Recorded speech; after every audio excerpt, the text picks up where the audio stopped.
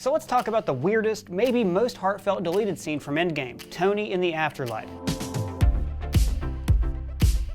Now in this scene, just after Tony's snap, he's transported to the orange realm that we saw Thanos visit in Infinity War. Now me and a legion of other fans, comic book collectors, and YouTubers assumed that this was Soul World. And no, Soul World is not a 70s funk variety show, it's a pocket dimension that's inside the Soul Stone. Now I theorized that since Gamora's soul was in this dimension, so was Black Widow's and maybe the Vision, and this was a possible path to resurrecting these heroes. But it turns out this was not the filmmaker's intention. This isn't Soul World, it's a place called the Way Station. In the audio commentary, the Russos explained this as a place that makes you confront something unresolved that happened in your life. Now this sounds an awful lot like the Catholic belief in purgatory. The Cliff Notes version of purgatory is that it's a realm in the afterlife where the souls that aren't quite ready for heaven go to atone for their sins. But in this scene, it's not about sins or going to heaven, it's about unresolved business before moving on to the afterlife. Tony meets a grown-up version of his daughter Morgan, played by 13 Reasons Why actress Katherine Langford. Now notice how they meet in the backyard, between her tent and the tea party that we saw earlier in the movie. Now as Tony sees her grown up, he starts to second-guess himself. I think I might have made a bad decision. Now remember, all through Endgame, Tony didn't want to sacrifice the happy life that he's made for himself. Bring back what we lost? I hope, yes. Keep what I found? Have to, at all costs. But now that he's seen what he sacrificed, he has regrets. But if Tony has regrets, maybe that means he would have been stuck in this place. Instead of embracing death, he would have lingered here, yearning for the life that he lost. Now remember that possible fate because I'm going to circle back to that in a moment. Morgan knows it'll be hard for him to let go, but she assures him that she's happy. And I'm happy. I'm happy we had the time that we did. And this is what finally lets Tony break away. It took him 9 movies of being a neurotic, self-absorbed mess to finally find happiness. Knowing that Morgan is living a good life allows him to move on. Now this would have also been a nice companion scene to him meeting his father Howard. In the same movie, Tony could reconcile his past with his possible future. I thought my dad was tough on me, and now, looking back on it, I just remember the good stuff.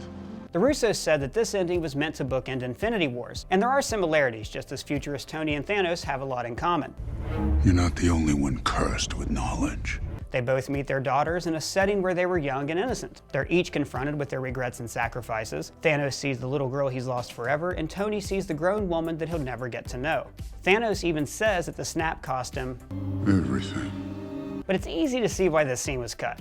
I mean, for one, it's confusing. Suddenly meeting a new character and expecting us to forge a connection with her is maybe asking a bit much. Now maybe if she would have appeared as the little girl we've already seen, or, now I'm just spitballing here, if she would have been an old woman who's lived a long life, kind of like the ending of Interstellar. But it was also cut because it dragged down the pacing of the movie. The Russos say in the commentary that in a big epic film, there's a danger of having too many endings, which I'm gonna say is a slight dig at the Return of the King. If Peter Jackson really wanted to blow me away with those Rings movies, he would have ended the third one on the logical closure point, not the 25 endings that followed. Now had this and all the other deleted scenes stayed in, this scene would have been followed by the kneel, and then maybe the funeral, and then Cap's journey to the past, then him handing over the shield, followed by his dance with Peggy. Now instead, they streamlined everything. Pepper says to Tony it's okay to go, he gets a final closing monologue at his funeral, and Cap's story works as kind of an epilogue. But I'm glad they cut it for another reason. It makes Infinity War's ending confusing as hell.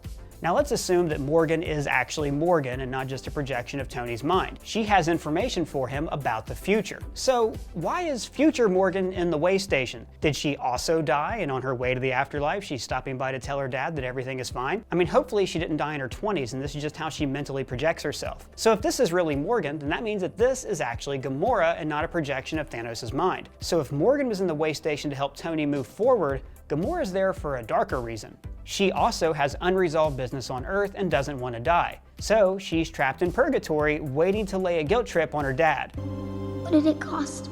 But when you add this to another deleted scene, it all kind of starts to make sense. In an alternate version of their conversation, the Ancient One tells Bruce that death is permanent across all the different timelines. So when someone dies, they die in every single timeline. Now if this were true, Gamora wouldn't be hanging around for Guardians of the Galaxy Volume 3, unless her restless spirit is still wandering around the Way Station. That might explain why she's still able to exist after the stones are returned to their original timelines. So if the real Gamora is stuck in this place, maybe that means that the Way Station's going to return in Guardians of the Galaxy Volume 3. Then it would be kind of like the movie Star Trek 3, The Search for Spock. And real quick, spoilers for Star Trek 3, Search of Spock are ahead. In that movie, the Enterprise crew resurrects Spock by placing his consciousness into his resurrected body that was regrown on a planet called Genesis. God, those movies are weird. I don't know, it's Probably far-fetched and reductive to think this would happen in Guardians of the Galaxy Volume 3.